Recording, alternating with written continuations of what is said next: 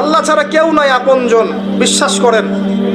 আল্লাহ ছাড়া সত্যিকার অর্থে আপন বলতে কেউ নাই পৃথিবীতে। আমাদের একজন ছিলেন মুহাম্মদ সাল্লাল্লাহু আলাইহি ওয়াসাল্লাম, তিনি ইন্তেকাল করেছেন।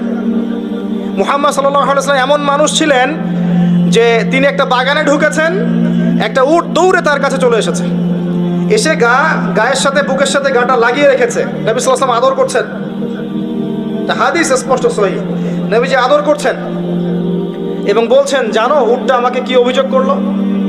উটটা আমাকে তার মালিকের বিরুদ্ধে অভিযোগ করলো, তার মালিক তাকে কষ্ট দেয়। এই উটটা পর্যন্ত, একটা অবলা প্রাণী পর্যন্ত আমাদের নবীকে আপন মনে করছেন, ছুটে চলে আসছেন, আমার কষ্ট হচ্ছে, আমাকে ধরেন। চিন্তা করতে পারেন? সুবহানাল্লাহ। নবী সাল্লাল্লাহু আলাইহি ওয়াসাল্লাম যখন মসজিদ নববী নির্মাণ করেছেন, ওখানে একটা খুঁটি ছিল, এটা অনেকেই জানেন, খুঁটি ছিল। যখন মিম্বর এসেছে, মিম্বর, তখন তিনি মিম্বরে দাঁড়িয়ে বয়ান করা, খুতবা দেওয়া শুরু করেছেন। তখন ওই যে খুঁটি,